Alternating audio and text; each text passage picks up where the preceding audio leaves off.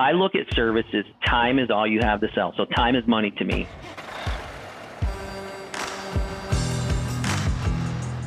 Welcome to Diesel Stories, where we sit down with professionals across the industry to hear about their journey. I'm Jacob Finlay, along with Chris O'Brien. Today, we're talking with Ray Clark, Director of Training and Development for Truck Country and Stoops Freightliner.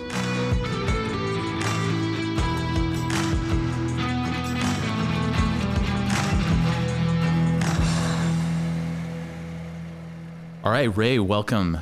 Great to have you on the podcast. Hey, well, thank you for the invite.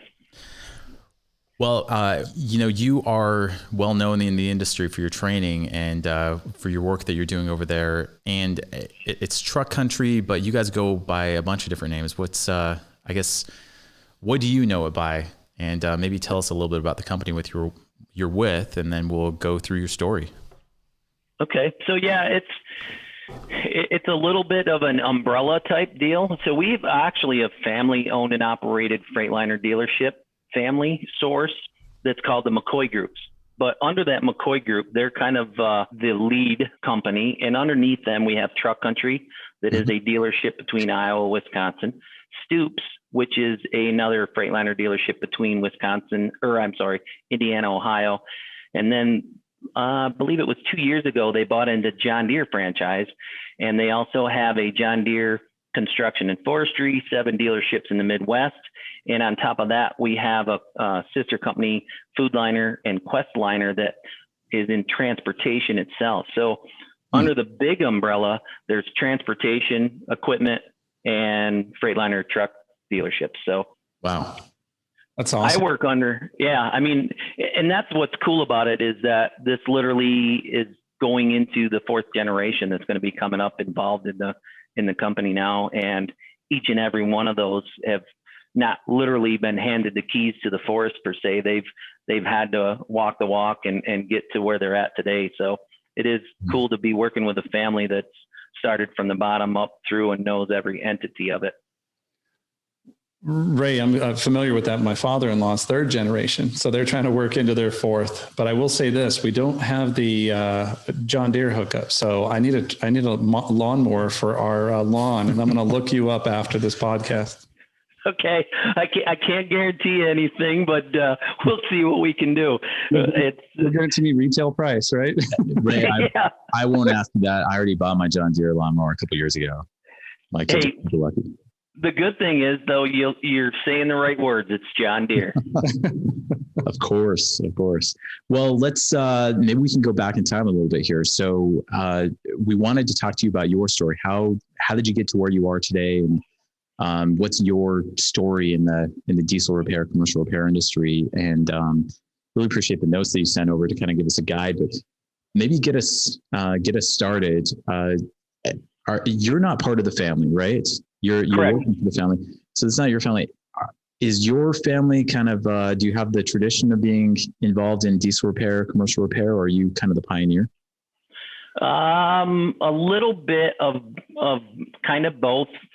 So if you circle way back from my start, really, is I'm a Northern New York kind of guy that moved out Midwest 7 years ago.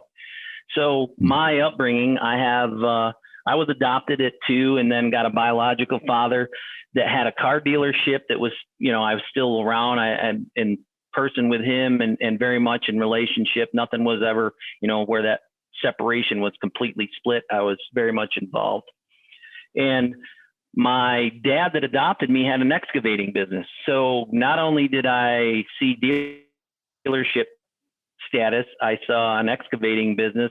So everything with tracks and tires as growing up was in my avenue every day. And that dad was never, I almost think that was the curse word if you ever talked about hiring a mechanic or somebody or somewhere, a piece of equipment. So it was I'm going to buy the manual, I'm going to buy the parts, and we're going to fix it ourselves. So that's kind of where my start of, I guess, the wrenching mentality came from. Besides the fact I'm very, very curious of how things work. What's the nuts and bolts of everything? So nailed it. Okay, got it. So, So if you don't mind, let's just explore this. So you're adopted at 2, and you don't have to give us all the details if you don't want to, but so you're essentially raised by your biological father, or you at least knew your biological father and your adoptive dad, obviously. Yep. Still, like I said, still stayed part of my biological dad, but had the separation there. But my adopted dad, to me, for the most part, that was the one with owning his own business and stuff. And when I reflect back now, it's like the common sense that he kept driving into me, and the work ethics really, and that mechanical aptitude was like, you can do this. I saw a guy that literally, both of them actually very successful in businesses, both of them leaving school like at 8th, 9th grade back in the day, in that time frame and then becoming successful business people that, you can look back and say, hey, that's, I kind of want to be like that. So it really drove me a little more to be that kind of guy I am today, more of a leader than a follower for sure. Yeah, definitely. So you're kind of born with it, born into both dads doing something on the repair or kind of the commercial side. And upstate New York. Yeah. What part so upstate is not Albany. It's like Finger Lakes, right? Forgive me, I'm from Arizona, and I've never totally understood that. What part of New York were you? When I say upstate, so everybody, when they're from New York City and you hear upstate, they just think Albany. The Finger Lakes is what we consider the West. And actually, I guess you could, even more for upstate for me, would be Northern New York. So the Adirondack area. Yeah. Oh, okay. Yeah. So I literally was, I kind of jokingly say that I was 40 minutes south of the Canadian border. I mean, I could be on my motorcycle and cruise into Canada and take a trip around and come back for the day. So I was literally off the east coast area of Lake Ontario in the foothills of the Tug Hill Plateau region, which is literally just in the foothills of the Adirondacks. So Lake Champlain, kind of. Just west of Lake Champlain. Okay. Wow. Got it. Yep. And today you're not there anymore. Nope. 7 years ago, lock, stock, barrel, took my wife, my son, and moved to the Midwest, to Dubuque, Iowa, to a new endeavor that I have no regrets. Nice. Awesome. Well, our family's from what we called upstate New York, which was Rome, New York, Rome, Syracuse area. So yeah. So you guys would have been like 60 minutes south of me. All right. So have you heard of Plasky? Yeah. Yep. Yeah. So Plasky, that was east that we would travel to. We were 15 minutes northeast of Plasky in a little town called Orwell. Interesting. Okay. So you grew up there, upstate, call it upstate New York, and just left 7 years ago. What happened in the meantime? So you started with Truck Country 7 years ago? Yeah, Truck Country 7 years ago. So take it from, you're adopted at 2, you've got exposure to both your dads. How did you get your start in the industry? So the cool thing for me looking back at it was, like I said, I was that little Northern New York boy. We had what we called BOCES, and it was a Botech add-on school. So 11th and 12th grade, I took heavy equipment repair and operation. As a senior, Ohio Diesel Tech came into the school, and of course, they test out the students. Before I knew it, after the test, I had the recruiter sitting at my kitchen table with my parents, and I was signing my next 18 months after graduation away, and I went on to Ohio Diesel. So Ohio Diesel at that time frame, and that was 86 when I graduated, and it was an 18-month course, and it was very new, where they combined auto and diesel together that you would go through the training on. So to me, that was pretty cool, because I kind of had a little experience with both auto and diesel, and moved in that avenue. So that was cool for me. I came out of there, and my first job, of course, I went back working with my dad with the excavating business, and I sit there looking back at it saying, I'm really not getting any return of interest on my schools that I went to, and I would really like to get to a repair shop. So when winter come about in the excavating business, all we had to do was push snow around. And I mean, it's not like we had anything light. We typically would have like 300 inches of snow in a snow season. So, but it was like freed up my days, and it was like, okay, so we're not doing much. Maintenance is down in the wintertime because we've caught up on a lot of stuff. And I knew one of the local little independent shops, both lived in the same township, and I started working there. So that was my true start to actually working for somebody else, as far as in the wrenching industry. And they had, for the most part, it was all automotive work, but they had a bay that would fit a semi into if you could squeeze it in. And so we, do some maintenance stuff, and they utilized my resources and education. So I stayed on top of it there. Of course, my dad always had, between him and his logger friends, there was always something in my dad's shop that I was tearing down and overhauling or doing something on. So you go to Ohio Diesel, and forgive me for my ignorance, but that's a technical college, right? Correct. Yep. Are they still around, by the way? They are. They've changed their name, their look, their format.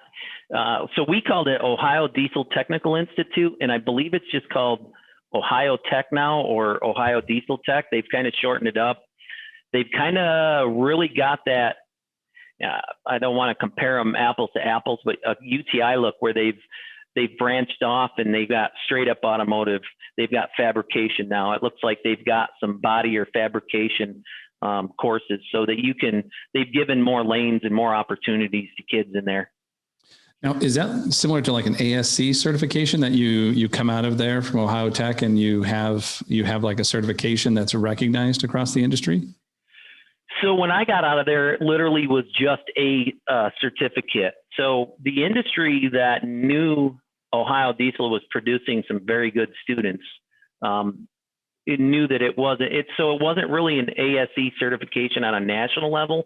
But I think nationally they were recognized enough from a large fleets that as we started graduating, they had recruiting classes in a sense, and you would go in and you'd meet everybody. I mean, I remember Boston Buffalo Transport was there at that time, JB Hunt, I believe there was some Schneiders in there. So you met all these either local, regional, or national type companies that were looking for technicians to hire from. It's interesting. So they come in, Ohio Diesel comes to your school, 12th grade, and then you have a recruiter. I'm thinking about the movie Moneyball, where like Billy Bean has the recruiter sitting at the kitchen table. He turns down a scholarship to Stanford to go play for the Mets farm system. Was it kind of like that? I mean, you paid to go to Ohio Diesel, obviously, right? Yeah, I paid. And it's funny that you say that, because throughout my years of high school, I was also a pretty avid hockey player. So I was at Syracuse, New York. I was at Syracuse doing one of the tournaments, and we were towards the end of our tournament, and we finished up the one game, and I was goaltender, and I was hot the whole time of the tournament. And the referee came to me and caught my parents and I as we were leaving there, and he said, "Hey, look, I don't know if you've got any plans for college or anything, but I've got some contacts at Brown University, and I think I could probably get you in there." And my dad instantly, he's all set. He's going to Ohio Diesel Tech. So it was like, when you just mentioned that, I was like, oh yeah, clipped at the wings, bing. Ivy League school. Yeah. So I was just like, okay, so I could have gone somewhere possibly with maybe some athletic scholarships or whatever. But looking back now, I'm like, yeah, you know what? I really love where I'm at today. Not that it didn't have some hurdles to get here, but I do like the path that I took now that I look back. Interesting. So you could almost honestly tell people you had a choice between Ivy League and diesel repair, and you chose diesel. Or his father chose diesel. Oh, you chose, Yeah. I kind of had that answered already for me. Yeah. Back in the day, that's how it was, Jacob. Your dad just told you what was going to happen. Yeah, that's true. So, okay. So interesting. So you go to Ohio Diesel. You've got the excavating business back home. You're helping in the shop there. You want to find something. You land at an independent shop because things are slow in the winter, and almost one bay shop. And, so at this point, are you married? Do you have kids, or where does that fit in? So the story to that one is I had a high school sweetheart that literally is still with me today. Congratulations. So yeah, I was not married yet, but no kids. And then we went through with that, just kind of bouncing back and forth. And that's where it was like, okay, hey, look, I'm out of college. My parents had bought a small parcel of property and said, hey, you pay the taxes. It's yours when you get out of school. So as I went through Ohio Diesel, I was paying taxes on this little parcel and got out and put a little small trailer up. And it was like, okay, I'm never going to live in a trailer. I'm never going to live in a trailer. What do I do? It's like, okay, hey, it's the only thing I can afford. So I put a little trailer up, and her and I moved together and kind of started our life together. And in the industry side of it, for me, it was that drive to, like I said, my curiosity of how things tick, how things work. And the independent shop they just couldn't give you any of that training. It was Napa could come in and they could give you training based on their parts. The clutch company could come in and give you a little basic background on their clutches and stuff. So it was like, I really want more. And I went to the local Chevy dealership and I applied for a technician's job. And the guy said, oh, I'm sorry, we don't have any technicians openings right now. I said, but I am looking for a service advisor. So I said, okay, well, how much does it pay? And I'm trying to recall what it paid, but seemed like it was a $2 or $3 pay cut compared to what I was doing. And I said, I'm making more as a technician. And he looked at me and he says, yeah, but you're not productive as a service advisor. Well, years later, I find out that really you are kind of productive as an advisor. But to get my foot in the door, I took the job. So luck to have it. Literally, I believe it was that first week that I was there as a service advisor, a technician left and opened the door for me. And I rolled my toolbox in that same week. So that started my career in the auto world and getting more training. And I ended up with the Chevrolet franchise and 2 dealerships, 14 years. Wow. Oh, okay. Nice. So, all right. So let me just say, so you come out of Ohio Diesel, great school, I'm sure, but you feel like there's still things you got to learn, right? Yeah. You need the experience. Yeah. You need experience. And you're saying like small shops, a lot of times they don't have the resources to train these technicians, and you kind of felt that you got to be dealing. I mean, your current role today, you're doing training there in your big organization at Truck Country, Stoops, and so forth, right? So that does make it tough for small shops. So you experience that firsthand. And man, imagine a world where a shop actually turns away a qualified technician. Like we just don't live in that world anymore. No, right? That world doesn't. Yep. Unless you guys are doing that, Ray. Are you guys doing that over at Stoops, Truck Country? No. Take them. We'll, to me, it's like, I don't care if you're a 20-year seasoned person and you come from, say, a Volvo or a Mack dealership. You know what? It's just a different style of training. Learn our product. We got the training center and the facilities and the resources to put that knowledge into your head. So, and I imagine you guys are not turning people away. No, not at all. The opposite. You're trying to find people. Yeah. Yeah. So you're willing to take the pay cut to learn. You felt like getting the exposure as a service advisor, or maybe just getting your foot in the door was worth the pay cut. Yeah, it was to me, I think it was getting my foot in the door, knowing that it was a dealership, that it was more, it was like the next level up, I guess, back then when you looked at it. I think it's probably still is, right? When you look at independent shops, although there are some very good independent shops. I don't want to take anything away from that, because there are some very good independent shops that do a lot and as much as they can. But when it comes more OEM branded and specific, there's usually more money backed and support behind that. So you felt like you were going for the brand name Chevy dealership, that it would basically take care of you. Yeah. Yeah. You see it also in like tires. Like when I was growing up, there's a lot of used tire shops, miscellaneous tire shops. Discount Tire really wasn't on the scene. And then when they came, it was, there's benefits to this job. You just aren't out on your own with no bennies, and you can have a child, and there's insurance, and you have vacations and stuff. And so a lot of independent shops are able to pull that off. Nowadays, do a great job. I think in the 80s and the 90s, it really wasn't prevalent. I was in high school turning wrenches, and there was, if you cut your finger, it was your mom's insurance. Yeah. And the funny story is, reflecting back then, so it wasn't just the one single independent shop that I worked at. There was a couple in between times, but the same mentality that I had back then, I have seen, and I bet you guys have too, is that my toolbox has wheels. I'll roll it to the next shop if they pay me $1 or $2 more. If the bennies and everything looks the same, my box was out the door. So there was a couple independent shops before the Chevrolet dealership that I rolled into and out of. And it literally was for $1 or $2 an hour more. I mean, I literally had to go across town, but I gained an hour, $1 an hour more, or $2 an hour more. You made the trailer a little bit nicer. Yep. And, but I've kind of heard and seen that same thing in today's world, even that I think some people leave out I always say, the grass is greener on the other side. It's just a different shade of green. So think of it before you go. And it's not necessarily better. It's just different.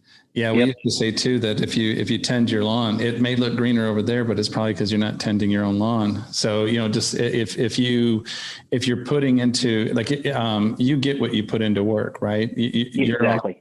Sometimes you're in an environment where you have like a tyrant of a boss who's yelling. And I think, Jacob, you have an example of a throwing chair or something. If you're in that kind of environment, you're probably not going to make it very far, right?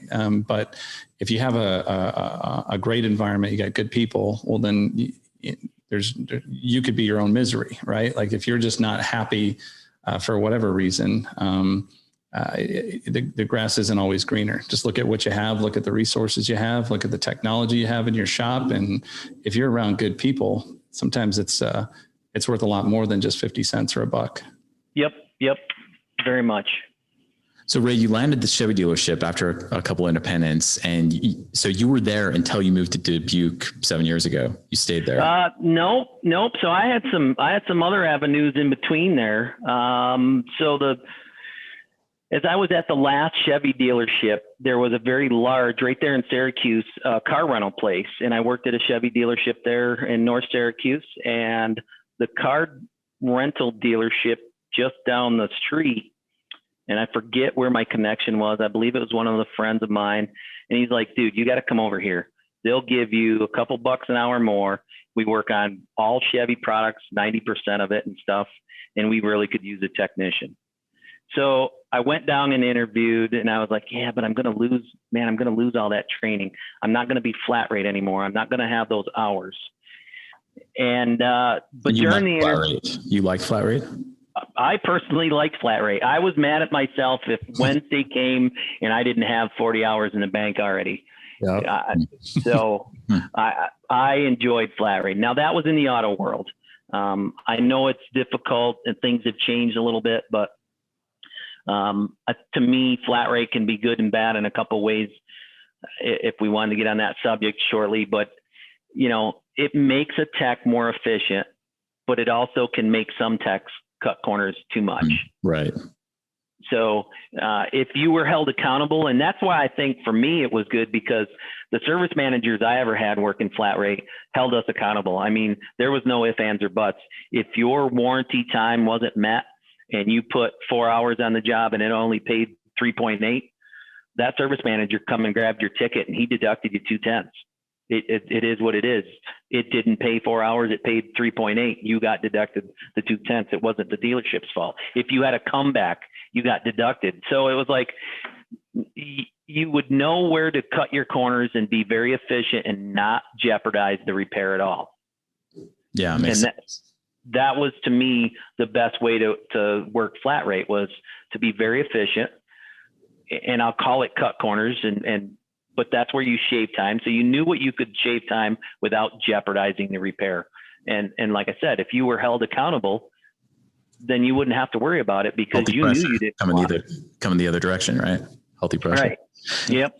So just if you don't mind, just want to try to unpack that. So obviously with flat rate, you're paid for what you bill essentially. And I get the comeback thing, right? So if I do 50 hours of work in a week and I've got 5 hours of comebacks, I really only did 45 hours of work, right? Right. I should be docked that. And then what were you saying about the warranty time? So back then, what it would do is you would stamp your time.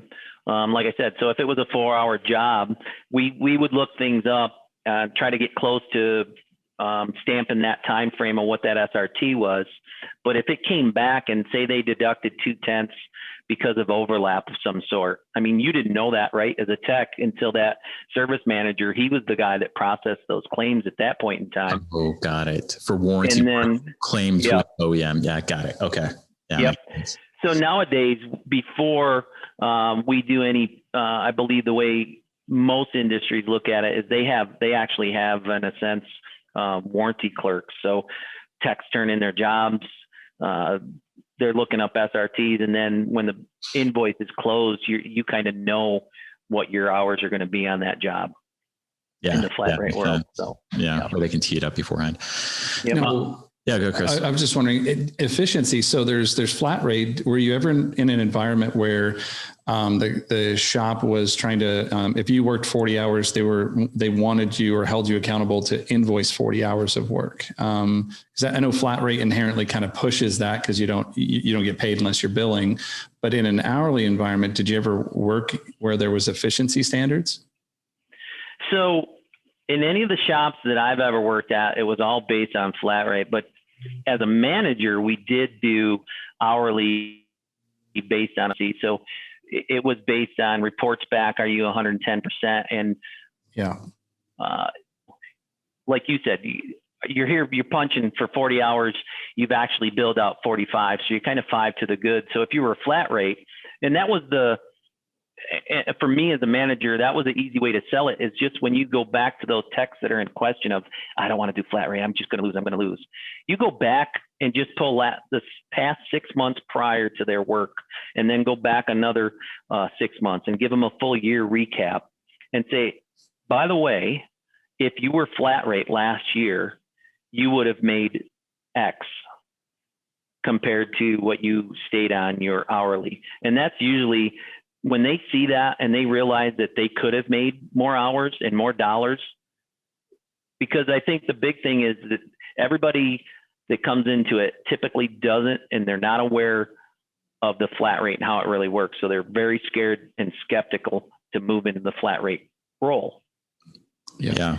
It's especially when there's not a lot of work, right? Right. Exactly. So it's not always an issue. Right. And we're seeing some folks that are doing a hybrid where they're saying, all right, we're going to keep it hourly because maybe the techs aren't interested in flat rate and in commercial diesel. However, if you bill, 125% of standard, there's bonus dollars. There's exactly. Or bonus dollars that come in weekly. Yeah, it's nice. I mean, you grew up the way you grew up, the son of business owners.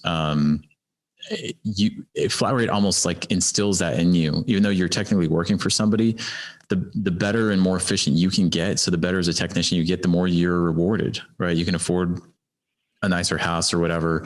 It's directly in your relation to how well you've developed yourself as a technician. I love the upside of it. I get that there's downsides, but it sounds like you really embrace that.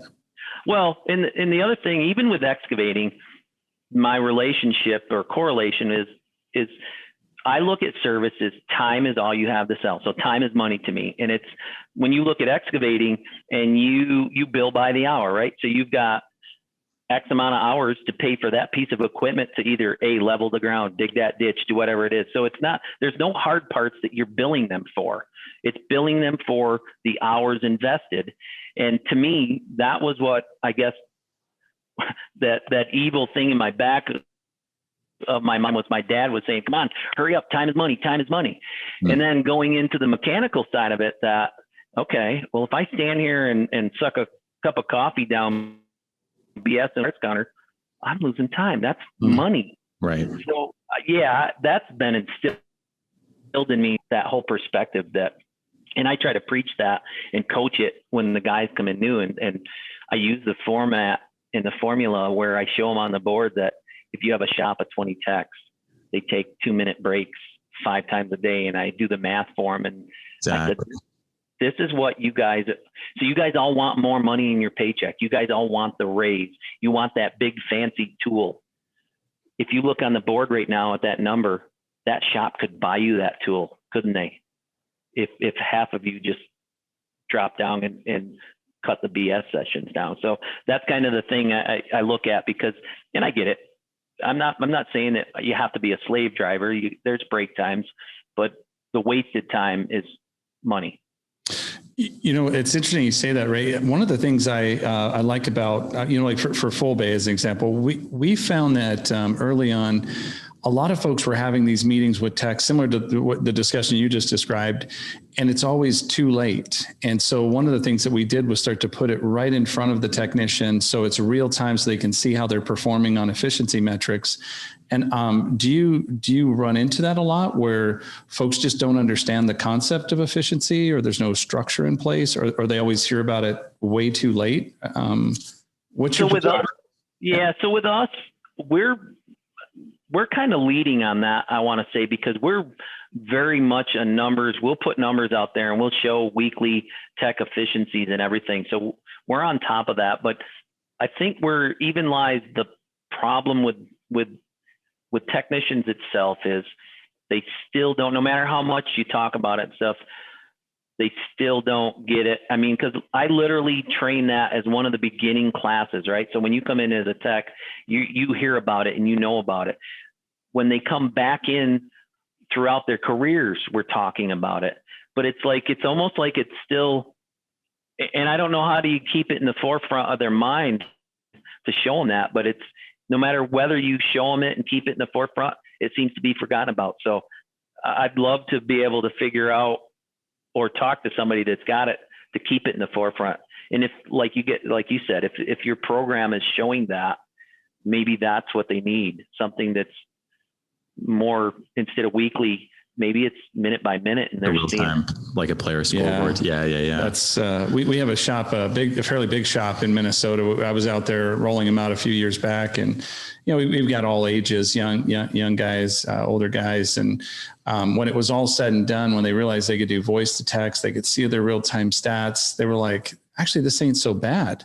It kind of made them want to work harder, or like to your point, you knew they wanted to be on their number on Wednesday. So they knew I was leaving by Friday, and they were trying to figure out, how did they know where their numbers are? And then now they recruit people. Hey, we got this tool. We see this. We know exactly where we are. We know what the incentives are. It's like you're playing a pickup game. You play a little bit differently if you're keeping score. Exactly. If you're just like shooting around, if you start keeping score, suddenly like the effort notches up. So anyway, I like that. Yeah. So you go to the rental place. So all this time you're doing light duty, right? So you went from shops. Yep. So you're doing gas basically. Yep. And very, very, a lot of maintenance. And here was the caveat that they liked with me was that I was really well-rounded plus certified as a Chevy tech. And that was, they had 90% of their fleet was General Motors. Mm. I was willing to, a car comes in and the window doesn't work. I was willing to take the door panel apart and pull the switch out and say, okay, we don't have a switch available. They got to order it, but what's going on with it? I mean, is it literally broke, or is it just the contacts in there that just need to be tweaked because somebody pounded it down? So I would do something as simple as that, pull it apart and get the window functional again, send them out the door. Literally, I think it was about 2 months, I became the service manager. Nice. Nice. And I was like, wow, I'm not like busting my knuckles anymore, but I'm still very much involved. That's interesting. And you know enough to question the text and stuff. Yeah. I love that switch panel example. There's a switch panel. A friend of mine's car wasn't working. The panel was going to cost him a few $1,000s when it was all said and done. I said, well, let me take a look at it. And I took the panel off and I used mass airflow sensor because it's a specific type of cleaner. And so I cleaned off the contacts, which, doesn't leave a residue. And I'll be darned if that thing didn't start functioning like a champ. He's still running the same switch today. And that's exactly it. I look at different things like that and be like, okay, why it's either going to be broke. Yep. I can't fix it and need parts, or it's like, you know what? I'm going to be able to do something here. Maybe I can fabricate something different and make it work. And that's been my concept. I love that concept. I love the idea of, I think it can actually be really good for shops too, because if you think about it, if you say you're going to charge the customer $500 either way, and whether it's to buy a part and sell it to them or to fix the part that's there, right? So it's in the form of labor hours. It's actually in the shop's best interest to do it in the form of labor hours because the margin is so much better. Yeah, exactly. Mm-hmm. If you're just going to mark up a part, you're going to get that markup, but I think a lot of times you just want to swap out parts, but sometimes things can be fixed, and maybe it's a win-win also. So that the customer gets charged less, but the shop actually makes more money. Everybody comes out in the end because the money is not necessarily going to the parts distributor. Yep. Totally agree with you on that. And it's hard because through the years, I've seen a mix of technicians where almost say 50-50, right? Half of them want to just throw their hands in the air. Well, looks like it's broke. I have to order a part. And then the other half will want to dig into it and say, you know what? I think with some smaller parts, we can make this bigger part function and get the guy out of the shop and get him rolling.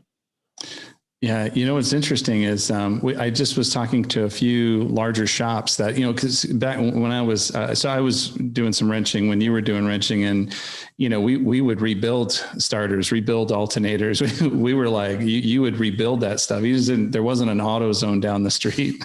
Yeah. They later on came around, and you always had your Napas and Fleet Prides and whatnot and CarQuest, but I just was talking to a few shops that are going back to rebuilding, and it's just cheaper. They can get quality internals, build it, and not have to worry about the warranty side. And then to your point, Jacob, they've got low parts costs. It's labor. They're recouping, and if their tech's down, and they do it during slow times, right? They'll rebuild more when it's slower, and then those parts they can get more margin. Yeah, it's interesting. I don't want to take us too far on a tangent, but I've been thinking a lot about this concept of knowing your margin on labor versus parts and how important that is, and this just serves to further illustrate that, because if you truly know the metrics in your shop down to that level, decisions like that become obvious. You start discovering these things in your shop that you can do to make things run better and more profitable. And it's actually, in a lot of ways, it's more satisfying, intrinsically rewarding to make something work. It's like the pioneer attitude, make it do or do without or whatever. But anyway. And there's a line, and again, not to keep it going, but there's a line that you got to look at too, right? If you're 6 hours deep into something trying to fix it, would you just have been better off 2 hours into it, cut the line off? And right, exactly. There's a point of diminishing returns, right? And and it probably sucks to hit that, because you might have to eat some of that time. Is the customer really going to pay you that much time for experimenting with fixing it? And so, yeah, for sure, there is a line. Well, a torch and a welder always makes money. Yeah, I've done a lot of gas welding with coat hangers. Exactly. You too. Yeah. Yep. So my career then kind of took off at the management level at that point in time of my life. And that's when it was wow. Like I said, it was cool for me as a small shop, and these guys, for the short time that I was there, I guess the respect thing was very full for me, because when I came out as their boss now, and if I was upset about something, they knew I had reason to be upset, that I just wasn't coming out to be that that bad guy. And the same group, we could go out on Friday nights and drink, be merry, have a great time, and know Monday morning that we all had jobs to do and different roles. So it was a cool group. Yeah. Yeah. That's cool. Very cool. So is that where you left to go to Iowa? No, it's not. So my bump in the road was my dad with the excavating business seemed to have had some health issues, and it at that point in time was unknown. And again, that's where I look back at my life and saying, man, how did we even survive the roller coaster ride of ups and downs that we did? So when I got to that point, my dad's health, and it was like, okay, I'll come back and work for you. But what can it pay me? What can it do for me? I mean, I'm willing to take a little bit of a pay cut here. So I went backwards, took a significant pay cut, but went back working with the family excavating business. And the kicker was, the caveat for me was like, Dad, you got to give me a truck. I need one of the work trucks, the pickup trucks, because as a manager there at the car rental place, I literally had my choice of any vehicle off the lot when I left for the day. So that was one of the great perks as being a manager there. But I ended up getting our work truck, and I spent a couple years with him. The health issue wasn't as bad as we all thought, but it seemed like it at that time. Through those years, I actually was in the background as a volunteer fireman. So I was a volunteer fireman since I was 18. And the local business. And one night I get a phone call from our local counselor. And I'm like, why is this guy calling me? He says, hey, I would like to back and support you for this year's election. I would like you to run for highway superintendent.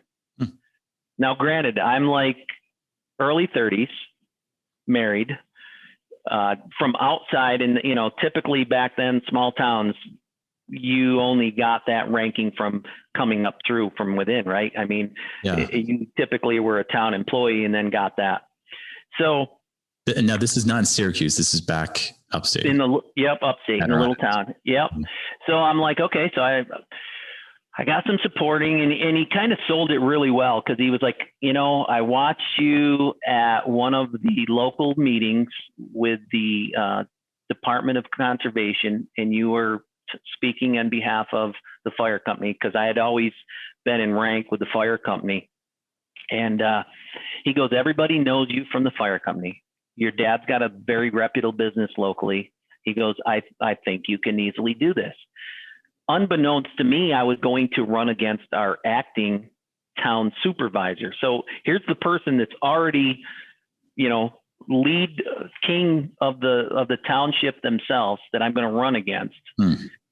And I'm coming from the outside in, and lo and behold, I won the election so I was one of the youngest ones in our county to ever be a highway superintendent. Now, that's a town position or a county position? That's a town position. So you're in charge of keeping the roads maintained and so forth, right? Yep.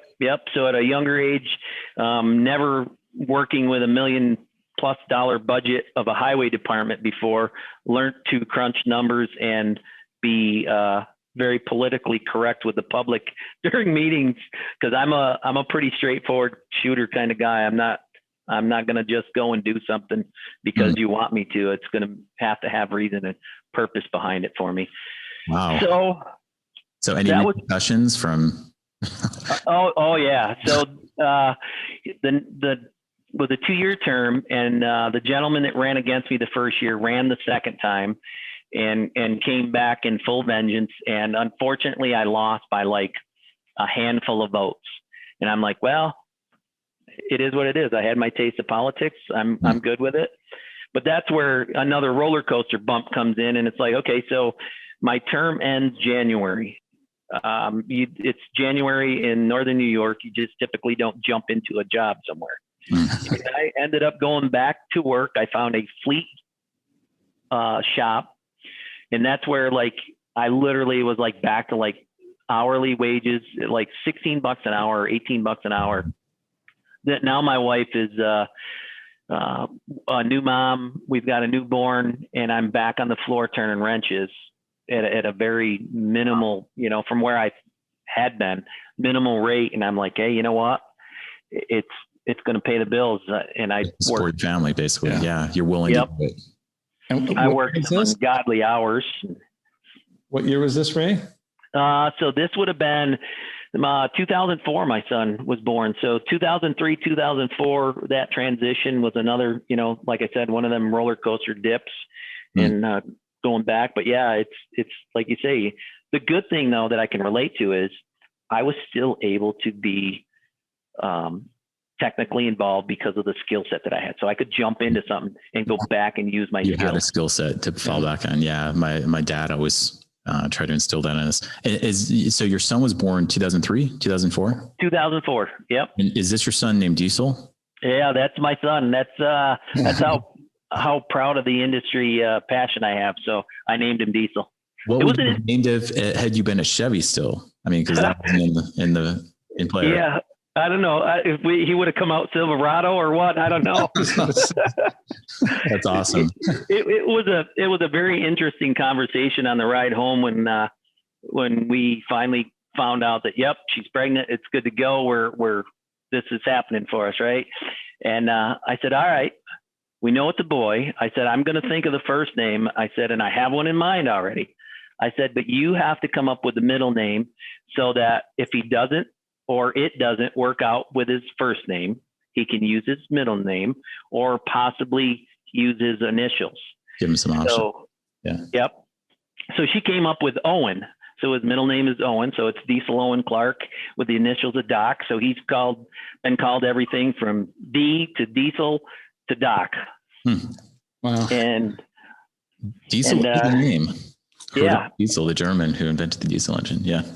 And I told him, I said, man, you got a pretty strong name. You got to live up to it. You can't be weak by no means.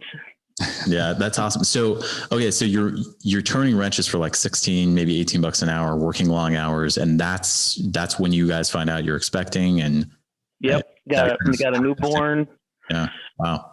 Yeah, going through it. And then I even told the owner at that time that hired me, and I said, hey, look, I don't, by no means take this the wrong way, but this is kind of a stepping stone. I've been, and I've been a highway superintendent. I've been in management. And I said, I'm looking for that next management position. So I believe it was only a couple years there on the floor and dealership. Actually, you might know the name. Have you ever heard of Tracy Road Equipment? Because that was in Syracuse. They had 5 branches then. Yeah, it does sound familiar. I was really young too. Most of my family, uncles, they're still out there actually. Okay. And they have both equipment rentals and sales along with Freightliner dealership. And like I said, they had 5 different locations and they were looking for a service manager in their Watertown branch. So I was like, I'm applying. And the kicker was both the 2 techs, myself and that shop foreman, both applied for the service manager's job up there. And I think mostly because I had already had the background in equipment and management, they hired me on to Tracy Road Equipment. So I believe that was 6 or 7. And I spent 8 or 9 years there at Tracy Road Equipment. And I kind of kept raising my hand and wanting to take that next level step towards the end there. And we had corporate service manager, and I'm like, I think I could be suited for that. I really like this. I want to go out. I want to keep pushing for best practices and stuff like that. And I was overlooked. And I was like, man, this is bugging me. Why am I not even getting looked at here? So I had a good rapport with our CFO, and I just came right out and asked him. I said, hey, what's going on? I've seen our corporate service managers come and go. And I'm like, I've raised my hand. I threw my name in the hat and not even a whisper of it. And he's like, Ray, why we don't want to pull you out of the Watertown store. You're profitable. You're one of the only locations that's always consistent with profitability in our service departments. Why would we do that? So I was like, man, that's what's bugging me. So I told the wife, I said, how farther am I going to go? I mean, looking for the next step in my career, in my life. And I said, to do that, we got to go to a bigger location, bigger dealership. It could be out of state. And I kept my eye on Monster. Back then, it was Monster was the big recruiting page and online. And Monster.com. Are they still around? Monster. Yeah. I'm with you. Are they still in? I haven't even paid attention to anything. I know. I don't know. It's a good question. Indeed's the big one now. Yeah, I think Indeed's the big one now. Yeah. They still exist. I found the ad in for Dubuque, Iowa truck country for a service manager, and it was like 14 hours old. And I'm like, oh, cool. So I jokingly said to the wife, I said, hey, how do you feel about the Midwest? Why? What do you mean? I said, well, I'm going to throw my resume into truck country's dealership in Dubuque, Iowa. Where's Dubuque, Iowa? I said, it's out in the Midwest. She goes, yeah, whatever. So she kind of thought I was joking, and I sent it in. And the funny story is it literally went from a resume to a phone call. And that phone call conversation was like, yeah, you'll be hearing from our recruiting department, in a week or so, to a follow-up phone call the day after saying, do you have any time off? We'd like to fly you out here. And I'm like, so what happened to the week, delay in the recruiting? And they're like, well, you interviewed well on the phone. I kind of want to get you out here and meet you in person. And literally that's when it took. That following Tuesday, I was on a plane headed out to the Midwest, and there's where I made my jump from New York, because I pretty much gave them the answer that day. And by the way, Chris, Dubuque, if you didn't know, is right on the corner of Illinois, Wisconsin, and Iowa, right there on the Mississippi River. How do you fly into Dubuque, by the way? So Dubuque does have a regional, so you can go from Syracuse to Chicago into Dubuque. Okay. Yeah, that's probably, or like with you guys, if you were ever to fly into that area, probably the best thing would do is go straight to Cedar Rapids, and you're about an hour from the Dubuque location area. And just make a drive. So just so you know, I do have family in Dubuque. So it's Davenport. Oh, right. Davenport. So okay. All right. We had a little ice cream stand in Davenport, my great uncle. And so my stepfather was from there. Okay. That's right across from Moline, right? John Deere. I'm going to say Moline, John Deere. Yeah, Moline. That's where he worked on the railroad. And so anyway. I think Jerry Sloan's. We've got a location. We've got a dealership there in Davenport also. Yeah, that's that old town. I think we drove out there in the 80s, late 80s, in a camper. In a camper. Yeah, we had the Ford truck. So my dad was a Ford fan. So I want to say we took a 70, maybe it was a 76 or maybe it was a 72 Ford. 3/4 ton with big old 16.5, 12 16.5s on the back. It's a big old wide bi-spline tires. Yep. Cab over camper shell. And us kids were playing cards and hanging over the cab, staring at the road. Yeah. Those were the days. Nice. That's awesome. Yep. So now you're truck country, and you've been there ever since, right? Yeah. That's past 7 years. So you coming in as a service manager, and yep. Tell us what happened there.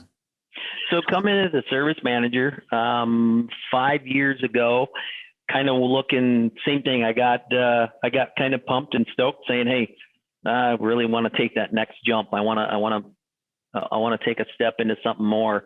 But the whole time, and I've always told any of my VPs or general managers, I said, hey, I don't want to be the general manager, because I know there's a lot of sales involved in that. And I'm just not that kind of guy. I just can't sell a truck and make profit off like things like that. It's just not me. I want to stay in the service side.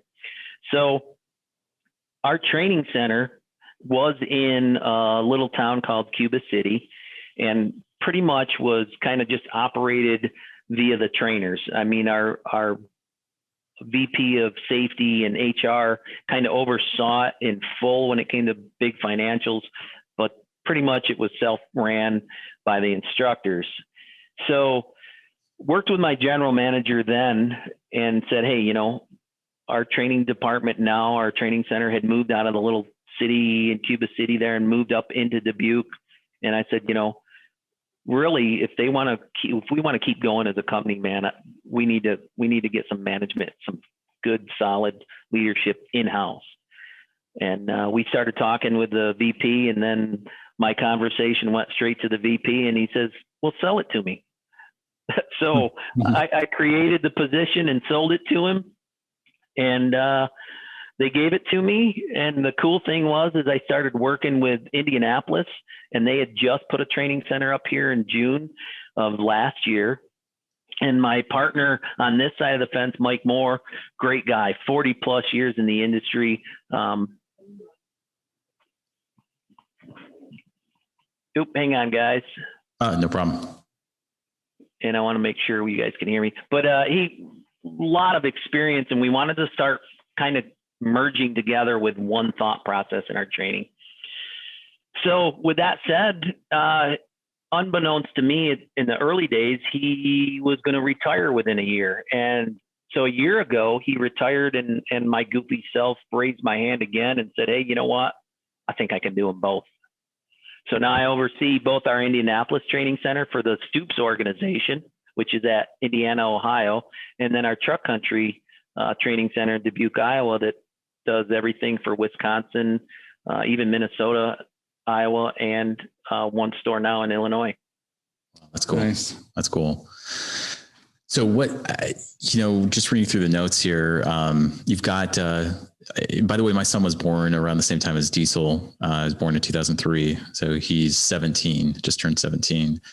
And he's, I'm not a technician myself. I wish I were. He has naturally got it. So he's really good with his hands, and Chris knows he's a better Can-Am driver than I am. Right, Chris? Oh, yes. So, well, Ray, there's two things about Hugh, Jacob's son. One, if Jacob's following you in a Can-Am and you're doing over 30, plan on helping pull cactus out of true. And then the other thing, if Jacob goes to work for just too long and too many days, and his son is at home, he has the tendency to do things like cut the muffler out of the van. Straight pipe, the family van. Yeah, straight. Oh my God, nice. Yeah. I made him put it back. Nice. Like sleepy neighborhood, and my wife's coming up in the van, straight piped. Yeah, it doesn't really work. But family, it seems like family is really big for you. Yes, very much. Motivation. Yeah. How have they handled the move from New York to Iowa? So that was kind of interesting too, because my thought and theory was, we already lived in the countryside. He was very young. And I'm like, man, if we moved back to the countryside, he's already alone. He doesn't know anybody. Is he going to be kind of feeling left out? So I'm like, okay, let's move into a kind of a city type setting area where maybe he's got a neighborhood of some buddies he can hang around or meet. And so we ended up moving into a little town that was west of Dubuque called Dyersville. So I'm about 30 minutes from the city of Dyersville. I've gone from having 5 acres and nobody around me besides cow pastures and farmland to literally 10 feet of space between houses. Mm-hmm. And in reality, it's been a very good move. He's done great. He hasn't fallen behind in any schools. He's met friends. My wife's even she's kind of my selling tactic for that. On that note was, she didn't have to work if I took this job. There you go. That was the kicker. That's what got me out here. That's great. But yeah, they took it pretty well. And, we joking, my wife and I jokingly say, hey, well, the one thing is that Mom doesn't have to come out and visit so often anymore because it's so far away. And I'm like, well, I don't mind your mom. You're good with all the family. Yeah. Cool. Well, Ray, we really appreciate your time. And before we wrap up, one question I am curious of, and you probably have these conversations all the time, but for someone who is a teenager now and is considering their options, do I go to college, technical college? Are they even aware that exists and so forth? What would you say to, I guess, a teenager who is good with their hands, into mechanical stuff, and might be kind of feeling the pull to go to college, rack up a bunch of debt for humanities degree, which may be the right fit for some people, but not for these people. Because, we have the technician shortage today. Yeah. And the people that could be technicians that would fill that shortage are still on the planet. They're just doing other things that they may not even be happy with. Right. Yep. Because there's this imbalance in how we communicate this stuff to kids. What would you say to a teenager like that who would be successful, but may not even know it exists? Do your homework and look into some technical schools. The opportunity is out there. I mean, you've got UTI, you got Ohio Diesel, WyoTech, Lincoln Tech, Ivy Tech. I mean, there's a lot of these programs out there. And I think the marketing side for those schools is not pronounced enough. I think it even goes back into the counselor's pocket. And I've had this discussion before that it's kind of, that's one of my stingers for me, is that you get in conversations with counselors that, oh, well, this student needs French class or Spanish class because you're going to need that for a 4-year degree. And it's like, okay, I've met this kid. He's not a 4-year kid. So why don't you give some opportunities or open the door for some of these local community colleges or tech schools that have programs like diesel or automotive or carpentry or plumbing or electrical. I mean, that's probably my biggest gripe out there right now is trying to get our schools and our counselors on the same page as us, because I think they look at it as, that's just, you don't want to do that. That's a dirty job. Well, I hate to say it, but some of these counselors really should go to some of our dealerships parking lot and watch what these, even new techs, watch what these boys drive in and out of the parking lot in. I mean, some very nice vehicles, because in 3 to 5 years with some training, I mean, we've got technicians with 5+ years that are easily doing 80,000+ with very minimal type background of schooling and stuff. So I would just tell kids in high school right now is, if it's not a 4-year forecast for you, I mean, if that's not your avenue, then look around, but just don't say, there's nothing out there for me. The doors don't open on their own. You got to turn them yourself. So I would say look around and see, because there are a lot of avenues and opportunities to get into this technical field. And what would, just to help with some of the listeners, what would be the average salary, or what could a technician make, a diesel mechanic make, or an auto mechanic make? It depends on the region, but a lot of folks think that it's a $30,000 job and that's it. You're only going to make 30. You're going to be at poverty or something. What is the going rate, or what do you pay technicians at a dealership or at a major? So one of the things that we've done recently, and just to that, is we've kind of built kind of a pay scale, a pay plan. So it's no different than like the military or some of these places where you go, or even state jobs. It's like, okay, so I'm going to start here and I get X, but when I get trained, or my next level is going to be here, and my pay scale goes up with it. So you could start out with anywhere between, if we look at it an hourly rate, and I know some people are like, oh, well, that's kind of low, $15 to $18 an hour. And it is kind of, I guess, if you want to equal it out in playing fields, it is kind of that average starting pay. But here's what I think the industry does that people don't pay attention to, because like you led on to, is that they're not going to be always there, right? It's up to the individual, because we've got training, we've got certifications, we've got incentives from efficiency and all that. So your pay scale, you can, like I said, you can look at being 3 to 5 years into it and bumping $5 an hour more in your pay scale, and then just keep right on going. We've got guys, I guarantee you, we've got guys doing well over $100,000 a year. Most of them barely getting dirty because they're diagnostic techs. They're working off the laptops, and they're living a nice life. So it's a very good industry. And I can't preach that enough. I'm not saying that you don't have to start out at the bottom, right? You're going to have to push broom. You're going to have to clean floors. You're going to have to grease a truck and get dirty. But like anything, right? You just don't get to the top because it's given to you.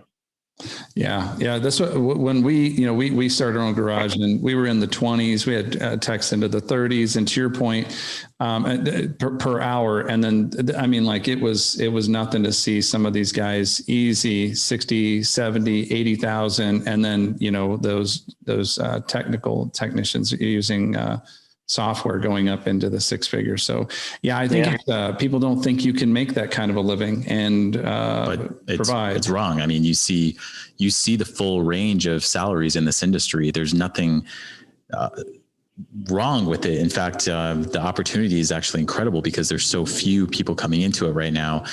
So when you compare commercial repair to any other industry, I think it stacks up really well. The owners that are running a tight ship do really well, and technicians that keep improving themselves seem to do really well. So really appreciate your thoughtful comments, Ray. Hey, Ray, bonus question before you go. Yep.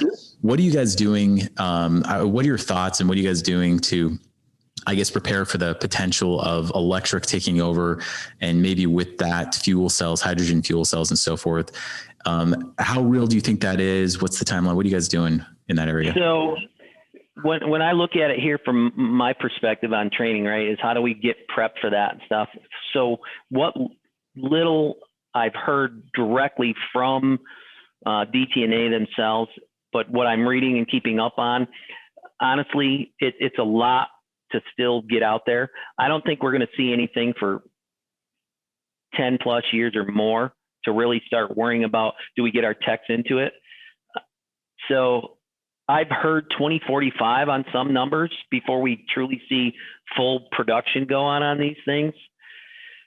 So really it's kind of in my back of my mindset, but not leading up to where we have to start prepping to train technicians in a different path. But I do know it's coming. So I know it's out there. There's a little bit more technological convergence that needs to happen. Yeah. Battery capacity and so forth. Yeah. Interesting. Thanks for your thoughts on that. Well, yep. Ray Clark, thank you so much for coming on with us and discussing your story. And it's great to get to know you better. And we hope to meet you in person sometime, and hope to talk soon.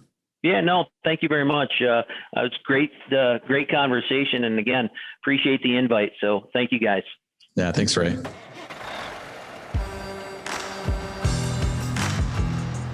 Thanks for listening to this episode of Diesel Stories Podcast.